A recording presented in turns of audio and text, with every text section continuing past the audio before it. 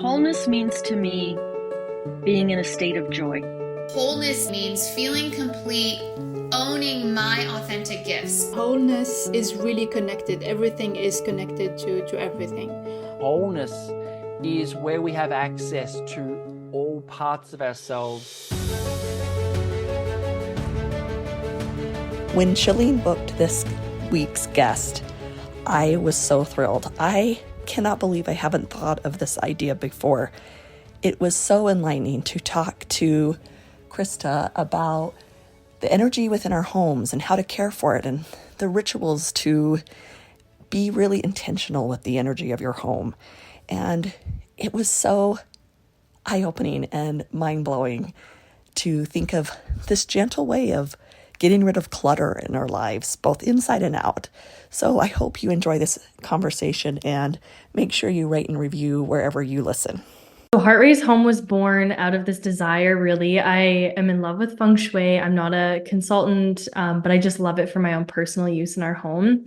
And as I got deeper into feng shui and the energy of the home, and then I also have two daughters who are almost 3 and 1. So I'm at home with them a lot. And so to make our home a place that feels really beautiful for us to be in so very often was important for me. And then also this idea of like clutter clearing, right? And getting rid of stuff that just doesn't serve us as a family and where we're going and our vision. So it was really all born. I got to give my girlies credit for that. It came, from being at home with them and being in these 4 walls and seeing like, okay, what can I do to enhance the energy of our life at home? And like I said, feng shui, clutter clearing. I'm also really, I'm a deep thinker. I'm a little intense, and I really like to dive deep into topics like frequency, consciousness, humanity, and just our evolution. And so that kind of plays a little role in my business as well, and just helping people really understand that we have the power and the potential to create our reality. And when we surround ourselves with beautiful things in our home that remind us of this power and of this potential, we're unstoppable. So I love that. So I hear you say, there's like this, I love that you like the energy of things, there's meaning behind things. And so what is the meaning? What is the root cause of clutter? What are some things that show up in clutter? yeah, that's such a great question, because I think that people think of clutter as just like a big pile of stuff Yeah. that's really meaningless, and it just is like, people just collect things or whatever. Mm-hmm. For me, clutter comes up when people are stuck in their life. They just can't move forward. And so maybe a physical manifestation of that would be, piles of things and just this inability to move through them. Clutter can be overwhelm in someone's life, but it can also it can tell this story of like holding on to the past. Now, the past, whether that's a good past or a challenging past, right? It can just really keep you in those moments of like, maybe a sad situation happened or a loss of a loved one, and you're holding on to their stuff. And so it can keep you in that energy of the event that you went through. But yeah, clutter, overwhelm, feeling stuck, it can really it can manifest many different things, but those are the things I see often. The other thing is just like, I'll say lack of time, which then brings us into almost like a lack mentality, right? So if we're in this, like, I don't have enough time to clean my house. I don't have enough time to put stuff away. I don't have enough time. I don't have enough money. I don't have enough stuff. And so you kind of just hold it. Yeah. And you contract, and that often can show up in people's clutter and the way that they keep their homes. Yeah, I loved it. In the interview that I watched and listened to before, I just had never thought of it that way. But we're big into this mental body, emotional body, physical body, and spiritual body. And when I was first kind of introduced to that, those 4 bodies, which was kind of just like an inspirational, revelational moment, kind of like. And the thing that, as I sat with each of the bodies, that the physical was the communicator. Like the physical part of us was the communicator. That was what I kind of heard. And it was interesting because I didn't know what that actually meant. So I was kind of talking to some people about what does this mean? But what I realized is it's like really, if we have a thought or if we're having an emotion or really what's happening for us to understand it, it really is a physical sensation. It's a physical sensation in our body. It is physical.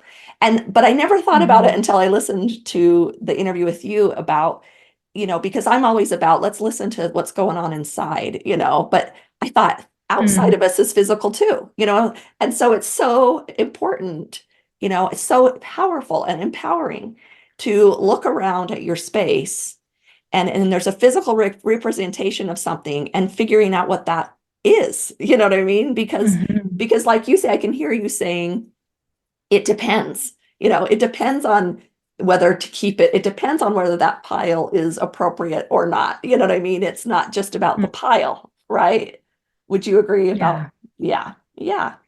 Yeah, it goes, like I said in the first questions, like I'm a deep thinker. I take things probably, to that one level deeper than the average Joe, but like I see people's clutter and it takes me there. It's like, what are you running from? What are you hiding from? What are you not ready to let go of? What are you afraid of? So yeah, to me, it's a manifestation of the things that people are just really not ready to let go of. Emotionally, energetically.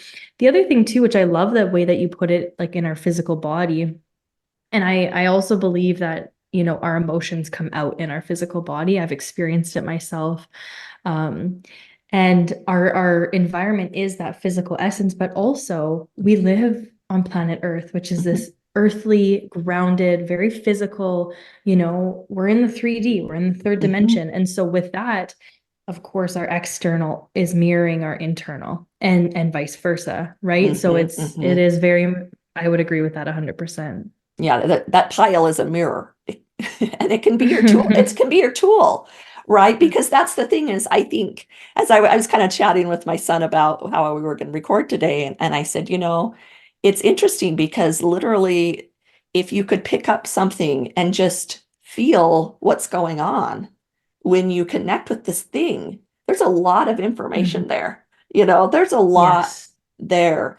And whether it could be a joyous thing, you know what I mean? And I liked it because I was telling him, I said, so if it is a joyous thing, then let's put that in a place that's special in your home. You talked about that a little bit about placement, having these, I think you called it intentional placement. I loved that word.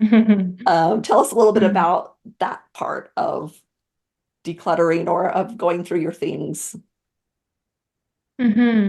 Yeah, so that to me reflects a little bit more of like the feng shui.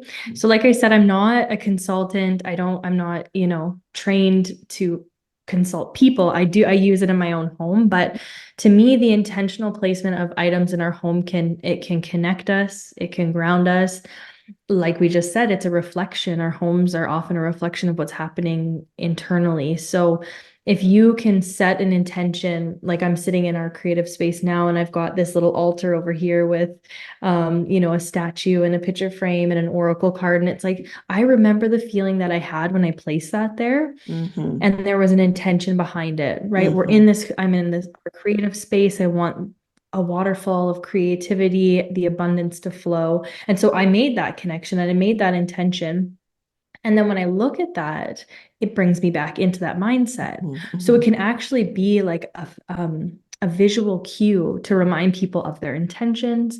If you'd like to set your frequency for the day to be, open and expansive, and you place like an oracle card or whatever people feel is sacred to them, everybody's different with that, but it's this visual reminder of the intention. So that's the way that I use it in our home. And that's what I teach my clients too. It's that ability for us to stay in the intention instead of get lost in the day to day, right? When the mind starts to take over, it can bring us back into our hearts. Right. I love that. So when you're working with a client, do you feel like you're kind of using this intuition when you're with them and it becomes from that direction, or do you kind of go through a process that's the same as everyone, or because it sounds to me like you're kind of have to be in that space and then it kind of like you're kind of feeling the energy of it. So I primarily work with people online. So I know that sounds interesting because I do have people that I've gone into their homes. But I sometimes hesitate with that because I do know that for my own personal energy, people's homes have energy. And I admire feng shui consultants who can go in and just absorb. I'll tell you a little story here. Another reason why this business got started is because I actually got a job cleaning cabins for a friend of mine. They own a resort.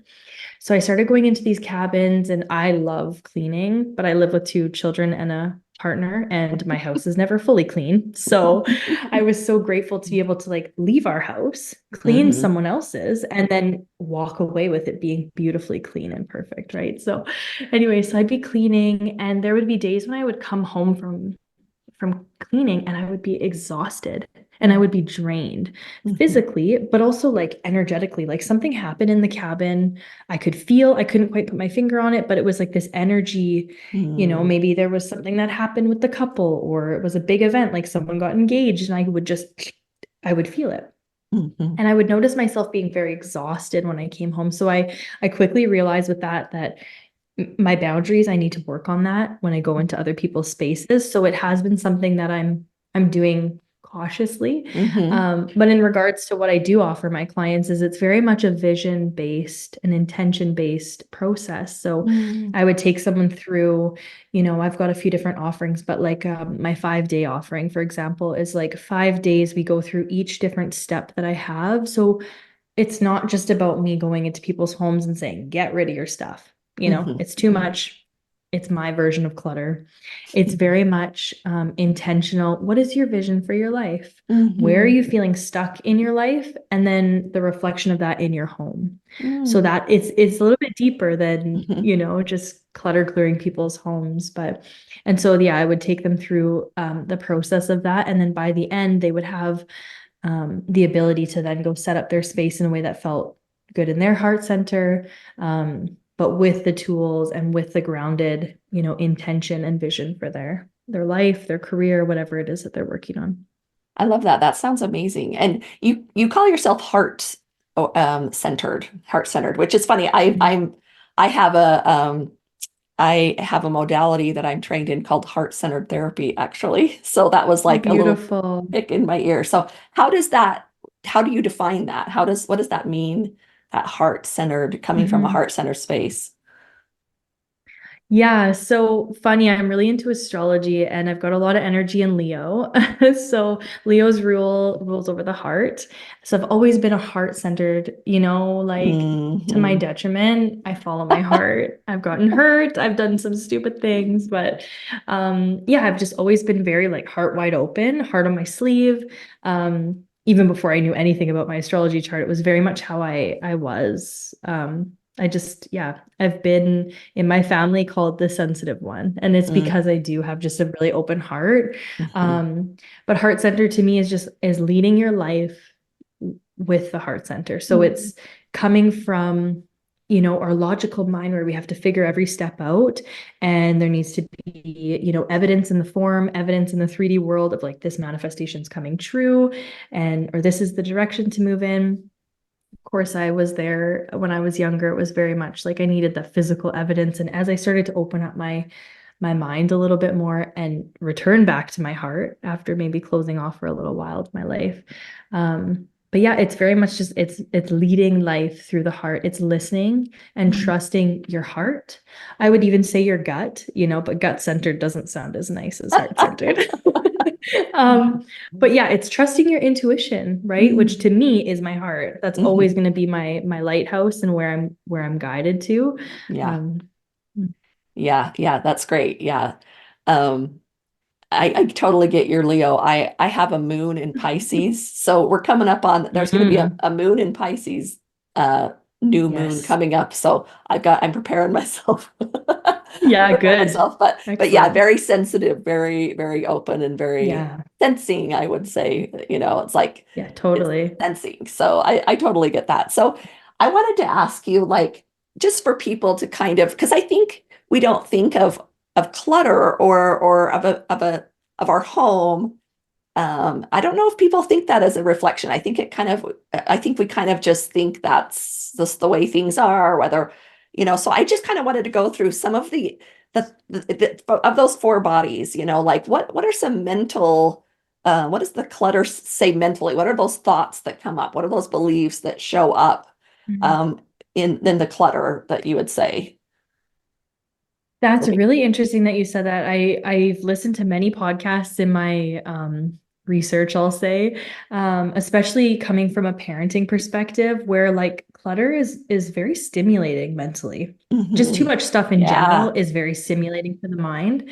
And like I said, I have a 3-year-old and a 1-year-old, and I can see when they go into these rooms or the play area or something that's just too much, they Mhm. just freeze. They don't know what to do. Their Mhm. brain can't process it.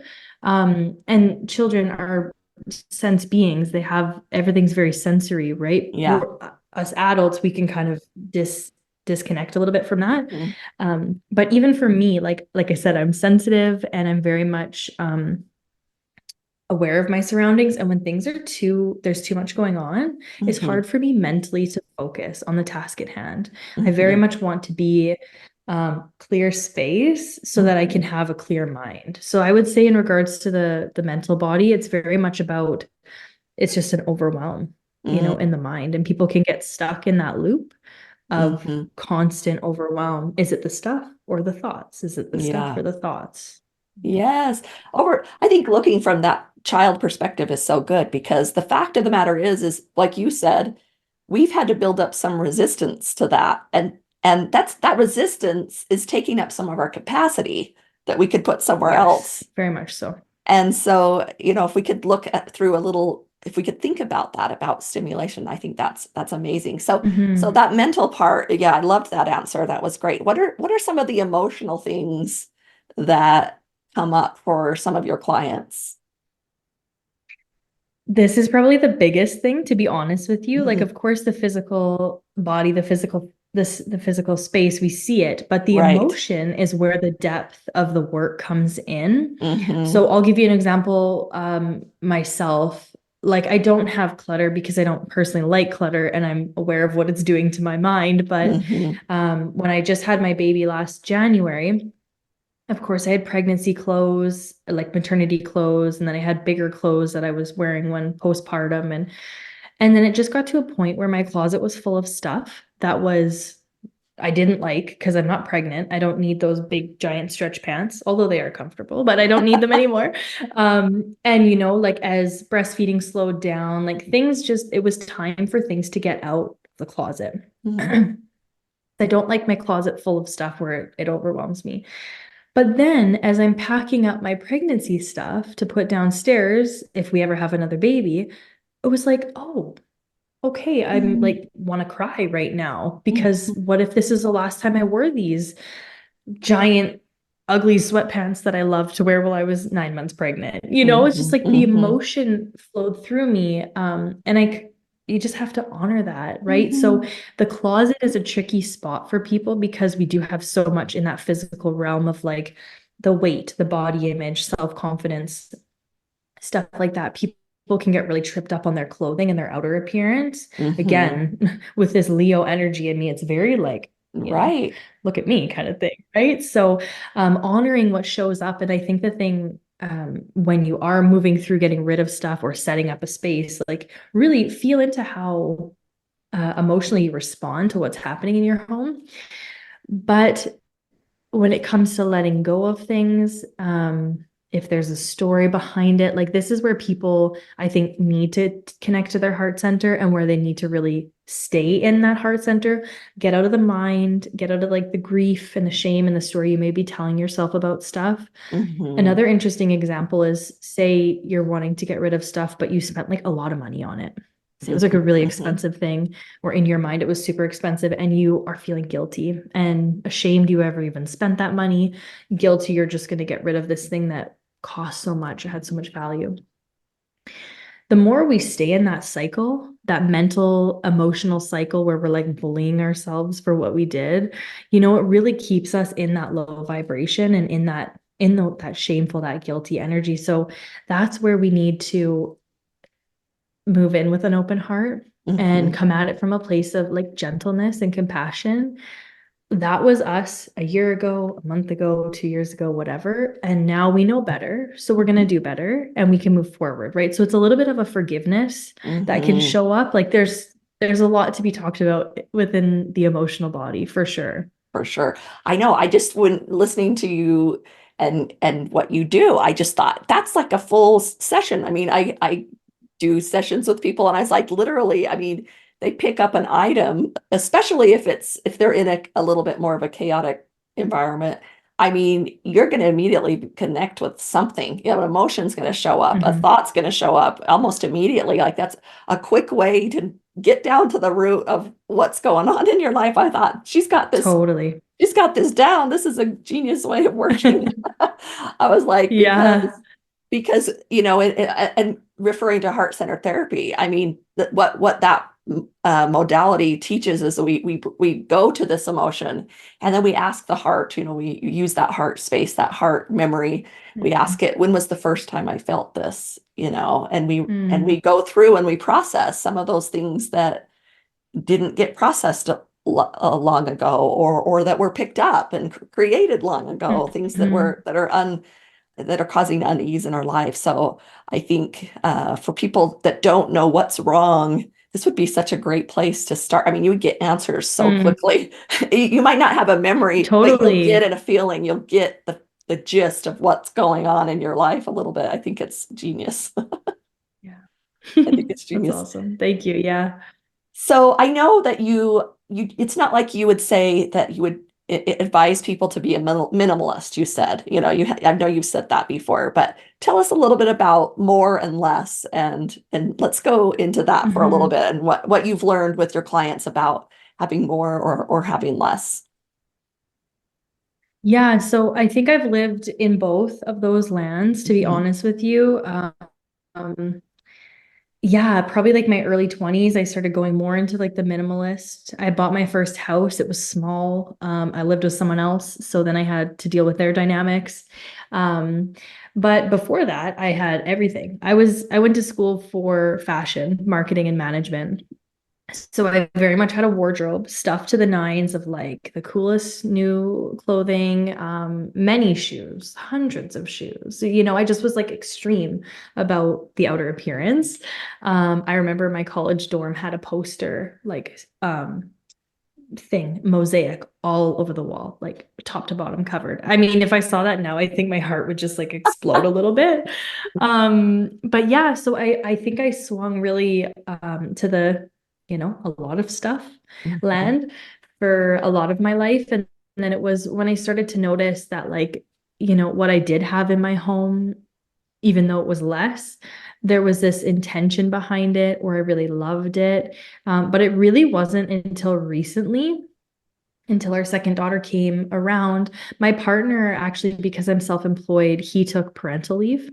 So like normally the mom would take, you know, a year to 18 months in Canada for parental leave. And because I was self-employed, I didn't have that option. So he took it. Well, that meant that I was working from home with a baby and a toddler and him, and he was on 50% salary. So we had to be a little bit more mindful about where we spent our money. And with children, you know, diapers are more important than the cute clothes, you know, packing through the closet. So I think I really just changed my perspective a little bit on the amount of stuff that was needed and where we spent our money, especially in regards to our children. So that really flipped things for me. And I started to notice that I don't even use half of this stuff. Like, if you can see this little like crystal rack behind me, like I have a million crystals and I love crystals. I adore them. I don't need a million of them. I don't, right? And so it got to the point where I was like, okay, I'm just gonna slowly start to clutter clear my own house, my own heart space. And I almost had to like reset my values a little bit. So that's a personal story about the lesson more. But for people who are listening, it's like, you know, what does having less, what does it signify to people? Because there was a point in my life personally where having less was because I didn't think I was worthy of more. So is it that mentality, or is it an intentional, I don't want to overdo it. I want what I want in my home. I want good quality, high quality, or I want, beautiful, Mhm. whatever it may be. So it's really a mindset thing, I think. Mhm. But I definitely wouldn't call myself a minimalist. I have more than, 5 mugs because Mhm. we're at the point in our life, which is beautiful, where we have friends over and we can have dinners with people. And I want to have enough plates and spoons to Right. serve people because that's a value of Right. ours, right? So Mhm. I had a friend come over and she's like, "Whoa, you're a minimalist. You don't have a lot of stuff." It's like, wow, I thought I had a ton of stuff. Yeah, And so yeah. it's all in the eyes, right? So, Right. So right. Yeah, I have a story. So a few years ago, my husband has this bucket list that we kind of knew within weeks of being married. I knew that that this was gonna be part of our life. So he wanted to get a motorcycle and wanted to go on a trip, like a long trip. So we planned this motorcycle trip. He ordered all the like lightest tent, the lightest, sleeping bag, all this stuff that we could fit into this motorcycle. It's a big motorcycle, but still. And we were going to stay in a hotel every so often, but we were going to camp. And in fact, we ended up going north, and then we went all across kind of Canada and then came down back into the US. And so about day 2 or 3, we would pull up on our motorcycle, pull out our little tent. It was a 2-man little tent, pop it up, blow up our mattress. I had my iPad that had all the downloaded movies on it, that we wanted to watch. And we had this little stove even that we could do. And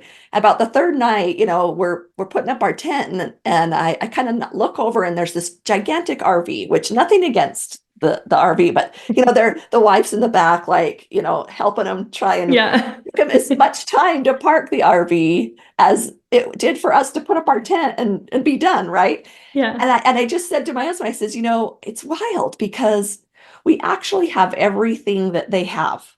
We have a place to sit, a place to sleep, we have warmth, we have food, we have something to watch. Like, we literally have all Mhm. the same things. And it was like transformational for both of us. We ended up coming home from the trip, and within months we had sold our big home and had downsized, and we had to get rid of so many things. It was like a quick way. I highly recommend it because it brought up all those feelings. It helped me realize what my values, what are really my Mhm. values. Because I think that was a Yeah. perfect way of saying it. It's like, it's not about having nothing. It was just about, how do I, because if I went on an RV trip, that would be great too. It's not like I'm Mhm. against, but it's just, what is my value at this point? And for us on this little trip, our Mhm. value was being outside, getting to places, as many places as we could see. We ended up doing, I think, 3,700 miles on this trip. We saw Wow. amazing Yeah. things. That was our value at that time. It was to be out and Mhm. experience. And so I, Yeah. I, I just, it was transformational again, like I say, to get rid of the things, to feel what it felt like to get rid of the things, to really Mhm. analyze, oh, this is hard for me, or this is not Mhm. hard at all. And what have I been doing? What Mhm. makes me want to keep this? What has made me want to Mhm. have more square footage, and just ask myself the question. It was kind of a fascinating exercise. I kind of highly recommend, even if you Mhm. don't have to move, just that your physical surroundings can really be that window that you're looking for into your next step, I think. It's And so true. I think it's Yeah, so it's true. so true. And what a beautiful example to really like, have let go a little bit for this trip and saw what it felt like to not have all of the stuff, Yeah, and yeah, I it mean, was. I'm not much of a tenter. I can't really imagine just tenting it. I'm not there yet. Yeah, yeah, I yeah. might get there. We'll see. But I also don't have an RV, so I live in the middle land of that story. But it's very much like, what a beautiful way to zoom out and, yeah, just like feel into the intention, the values of your life, Yeah. what you guys wanted, and how beautiful and freeing it can be to not be weighed down by this stuff, even Hmm. energetically, right? Just Yes. that heavy Yeah. of full rooms and big this and you know but it Yeah. comes down to the story and the intention you're telling. Like, you guys weren't having a poor me moment. Oh, we can't afford the RV and I wish we could. And that was not the story that I'm hearing from you. It was very much an empowering experience of, we're choosing this, we love it, and look what it brought us. Like, what a gift. Yeah. And I think it's easy to let our environments dictate for us instead of that intentional, like being really intentional with what we want this to look like and what we want it to feel like, even more importantly. What? Yeah. And even like, that goes down to the house we buy, the type of house we buy, the type of decor. It's very much dictated by what other people like. If you're buying someone else's house, it's very much what the other person liked, their color palette, their this. If you have an interior decorator or designer come in, it's very much an aesthetic. And I'm all about aesthetic. I don't have one in this house, but I very much can appreciate a beautiful aesthetic and a beautifully decorated home. But is it from your heart? And is it what you want? And does it make you feel good? Yeah. Those are the questions people have to ask. Yeah. And getting to know yourself, there's lots of tools that, there's the Enneagram, there's your astrology chart, those are tools to help you kind of understand yourself, and then let yourself be reflected in your home. I think is just a beautiful thing. So where would you say when people, if they're listening to this and they realize they have this aha moment and they realize my house has a lot of clutter and there's something there, what is the first step? What is a first step that someone can take to kind of start to live intentionally with their home? What is a place to start? So I think maybe if you would have asked me a couple months ago, I would have said like, oh, just start decluttering the easy places in your home. And I think I said this on the other podcast that you listened to. It was like, oh, just start in the bathroom. You won't have to worry about any emotional stuff. And I've slightly changed my mind about that because I kind of want people to feel what's going on in their home and reflect a little bit, right? So like I said, there's this depth to my, I'll say psyche, or the way that I think about things. And I think it's important for people to reflect. So first things first, you may notice this suffocation or this feeling of like too much, or I'm not taking care of my home. And is that a reflection of the way I take care of myself? Like, start asking yourself those questions. If people would like to journal about it, some reflective journaling about what's going on in the environment. Like, you can get really deep, or you can kind of, stay surface level wherever you're at, wherever the person's at, right?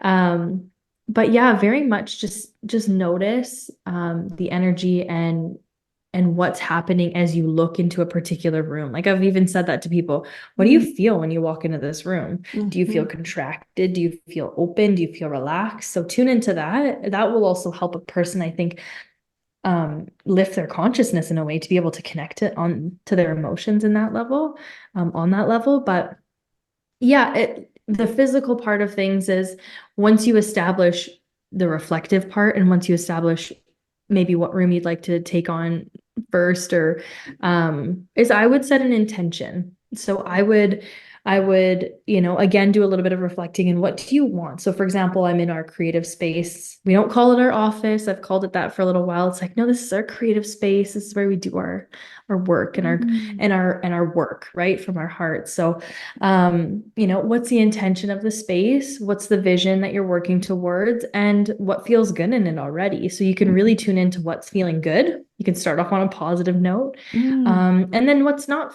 really resonating anymore. You can make 2 separate piles of things. You could go right in and just get rid of stuff. Like, it's all very personal when it comes to actually getting rid of or going through the things.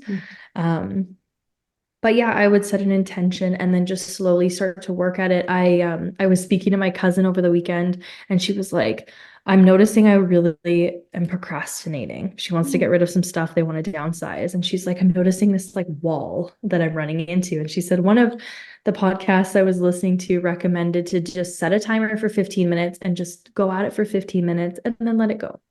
And I can really appreciate that, because sometimes, myself included, we just like dive deep and then are like, oh gosh, what have I done? I'm sitting in a messy room. I'm more overwhelmed than I was before I got here.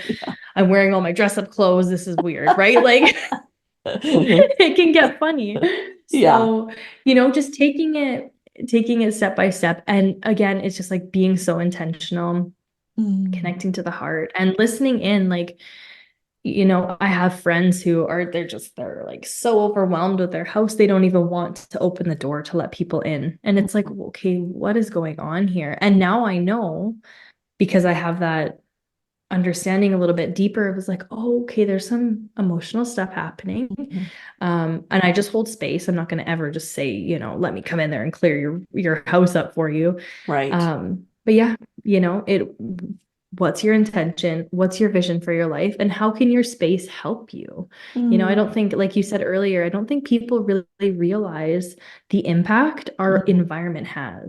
But if you think about it, when people talk about Earth and what's happening in our environment, like everyone's very concerned. And it's like, well, you're also living in an environment that has energy flowing through it nonstop. From a feng shui perspective, there's energy flowing all of the time. Every object has energy. I believe that's true. Yeah. So yeah, just being reflective, being super intentional, and listening to the heart when you set these spaces up. And just be gentle. I think that's the number one tip. Just be so gentle with yourself.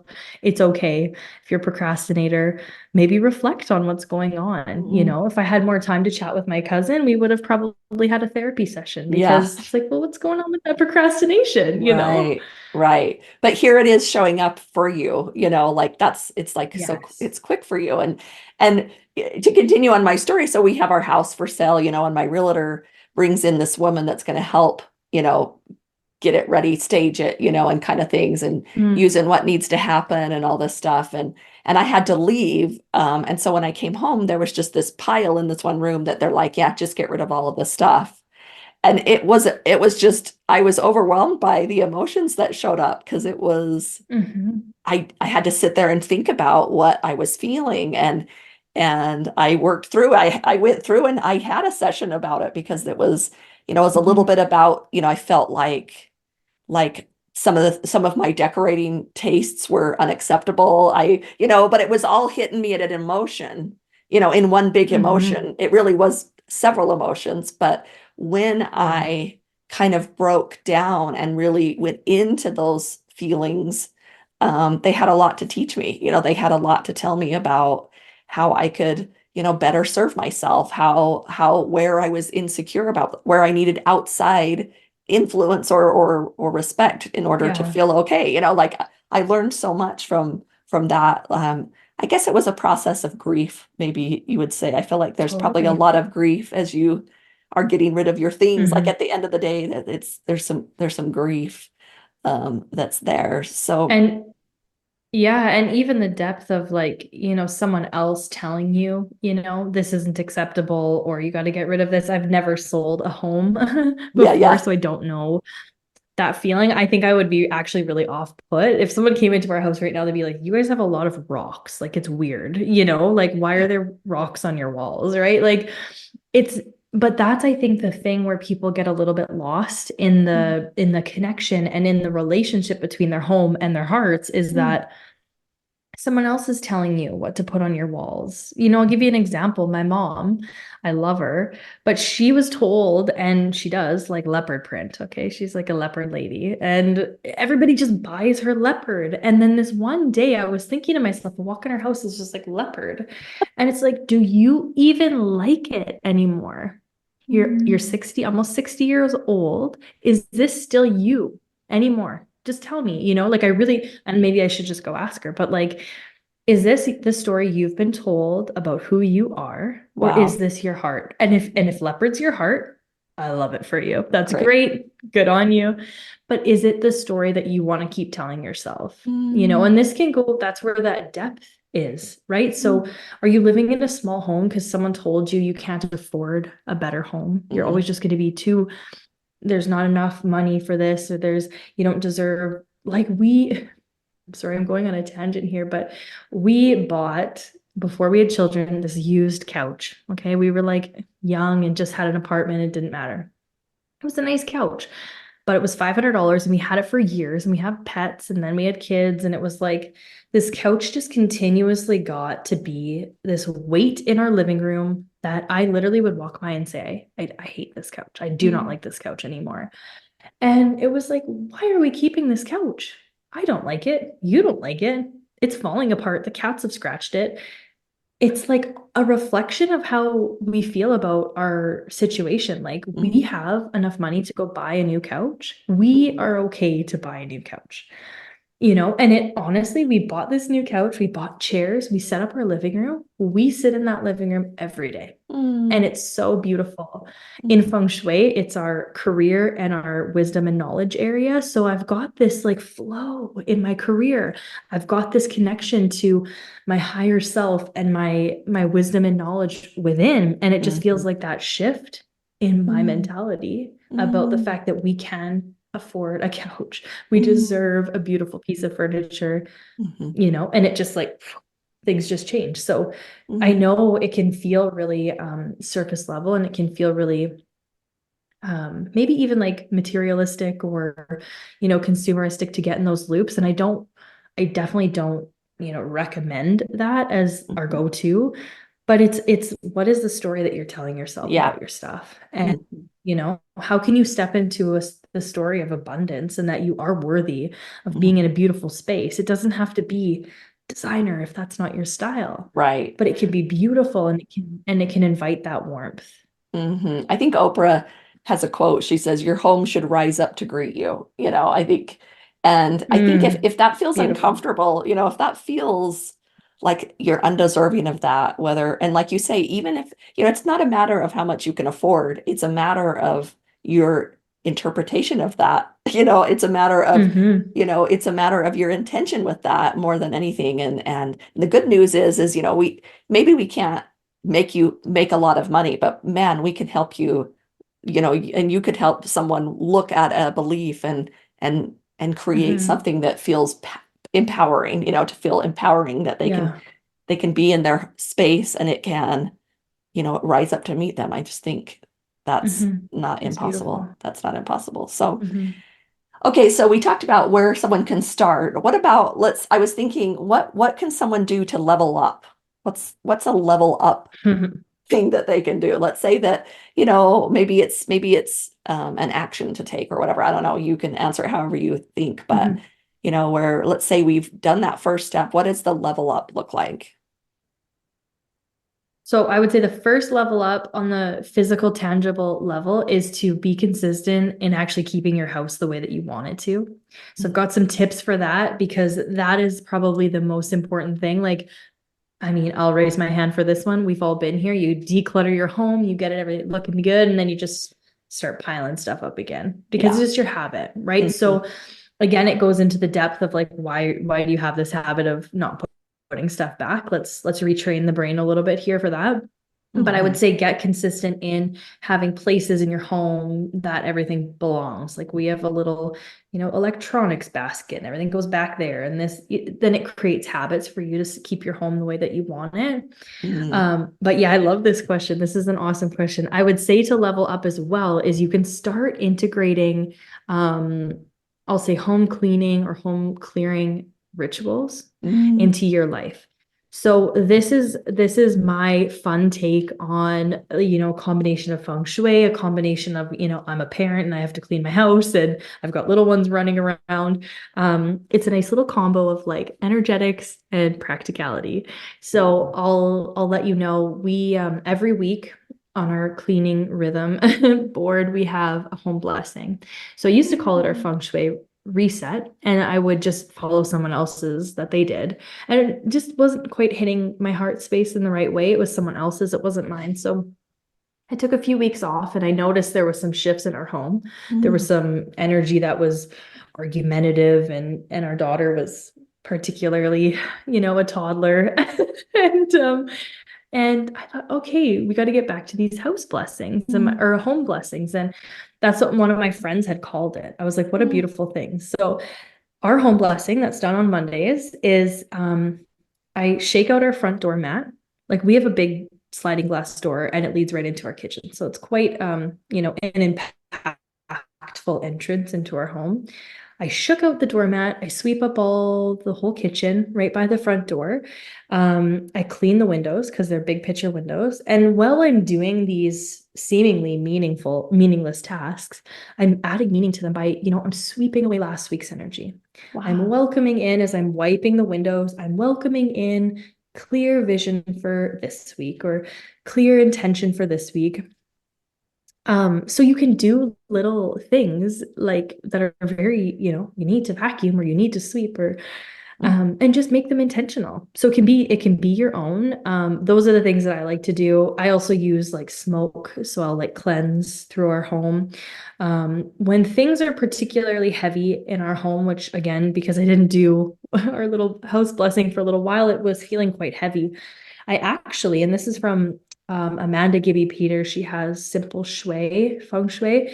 I took a bowl of salt and I put it in the center of our house and I left it for 24 hours and I wrote an intention because I like to just write things out just to like for the salt to like absorb the negativity, making space for, a clean, clear path after this. So I did that. And within 24 hours, like it just felt lighter in my home, in my heart, and again, the reflection of my home and my heart, it's very, but yeah, so like not so hard, right? They're not really big, grandiose ideas. It's very simple things that we can move through weekly, monthly. You can also, if you're into like the moon cycles, you can plan them with the moon cycles. There's just so much that people can do, whatever resonates with them.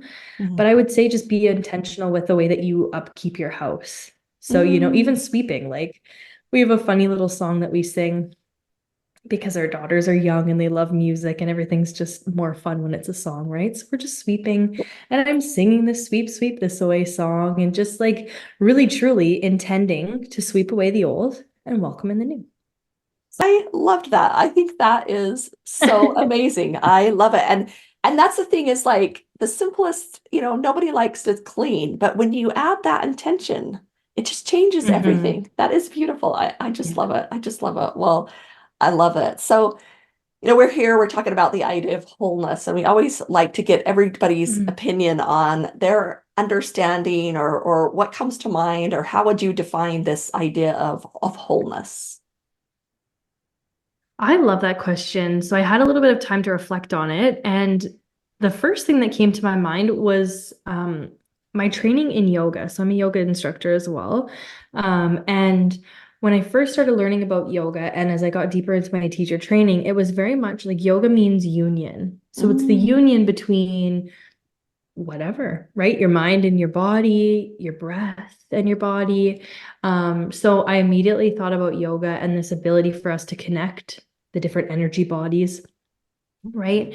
But wholeness now on a different level to me means like this, it's just like a very heart-centered. I feel really at this stage in my life that I've almost reached wholeness. I just have this wholesome life where like I love it. I've got people who love me. I've got these beautiful children, a partner. It just feels very whole. But in my heart center, I wouldn't say wholeness comes from this, what everybody else is telling me whole is. It's very much a heart-centered approach to the way that you view your life. And yeah, this union between your heart and your mind, your body, and your breath. It's just that connection. Feel empowered every day with wholeness videos, meditations, downloads, classes, and more by joining the Wholeness Library at thewholenessnetwork.com.